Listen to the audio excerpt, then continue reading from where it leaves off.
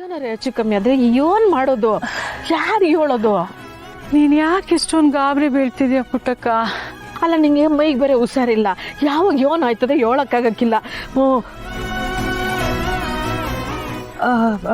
ಅಂದ್ರೆ ಹುಷಾರಾಗಿರ್ಬೇಕು, ಆರೋಗ್ಯ ಹುಷಾರಾಗಿ ನೋಡ್ಕೋಬೇಕು, ಹಿಂಗ್ ಮಾಡ್ಕೋಬಾರ್ದು ಅಂತಿದ್ದೀನಿ. ಚಿಂತೆ ಮಾಡಬೇಡ ಪುಟ್ಟಕ್ಕ, ಕೊನೆ ಆಸೆ ಈಡೇರೋ ಗಂಟ ನನ್ನ ಕಣ್ಣು ಮುಚ್ಚಲ್ಲ ಪುಟ್ಟಕ್ಕ.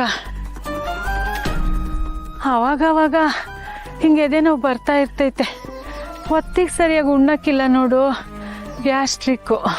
ಅಯ್ಯೋ ಶಿವನೇ, ಹೊತ್ತೊತ್ತಿಗೆ ಹೊಟ್ಟೆಗೆ ಸರಿಯಾಗಿ ತಿನ್ಬೇಕು, ಮಾತ್ರೆಗಳು ತಗೋಬೇಕು, ಆರೋಗ್ಯದ ಕಡೆ ಹೊಸಿ ನಿಗಾ ಇಕ್ಕು.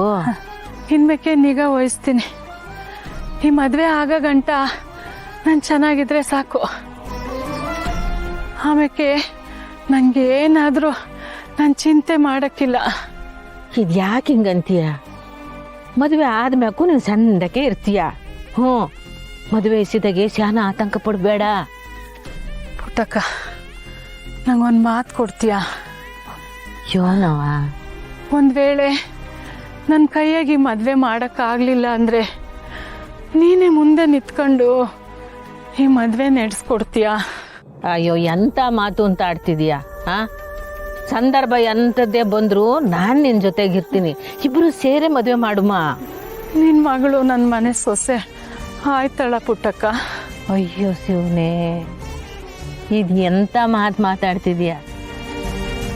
ಸುಮ ಯಾವತ್ತಿದ್ರು ನಿನ್ನ ಮನೆ ಸೊಸೆನೆ, ಇದನ್ನ ಯಾರ ಕೈಯಿಂದ ತೆಪ್ಸಕ್ಕಾಗಕ್ಕಿಲ್ಲ. ಈ ಪುಟ್ಟಕ್ಕ ನಿನಗೆ ಕೊಡ್ತಾ ಇರೋ ಮಾತು.